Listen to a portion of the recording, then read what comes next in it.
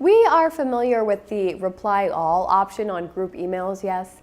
The one that replies to all the users connected to the email instead of just replying to the sender. This is an important distinction here, a distinction that was overlooked during a nightmare reply all email thread vortex that ensnared over 11,000 Microsoft employees.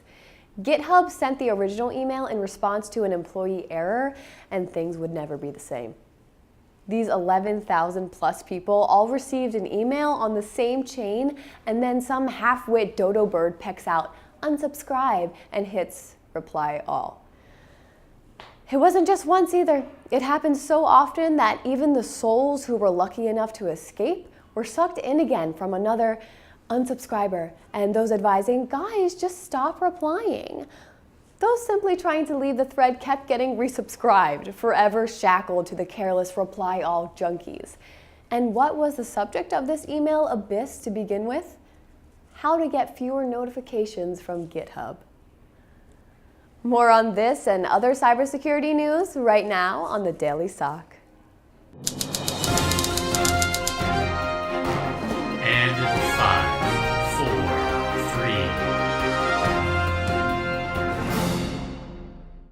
3. It would seem that online gambling requires risking more than just your money and your marriage. Researchers looking into the security of popular online gambling services found that over 100 million bets were easily exposed, with all kinds of information about the ones placing the bets, including email addresses. Our favorite was a parlay, wagering that the government shutdown would last at least 40 days and that Venus Williams would win the Australian Open. The bet was placed by the email address teenagemutant@hotmail.com.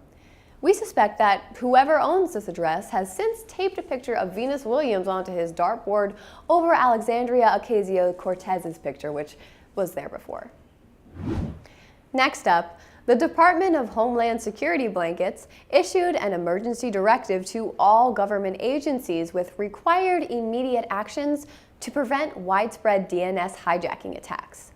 Logically, government agencies get bombarded with cyber attacks during a shutdown due to the higher than average level of annoyance IT-related staff experience.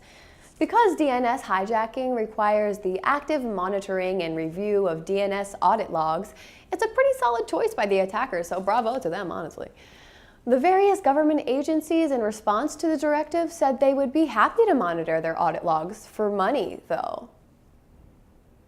Finally, for some reason, many cybersecurity-related government employees took jobs in the private sector in the recent weeks.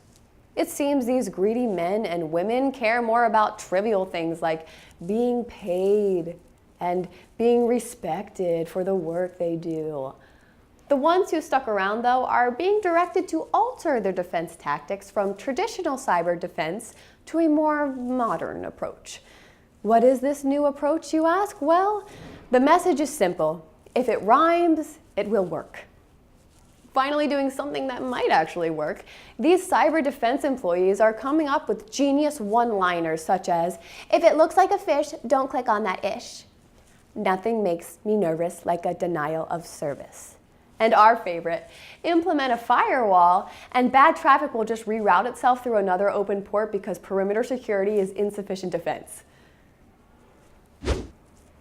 I just recently found out that Mark Zuckerberg only eats meat from animals that he kills himself, so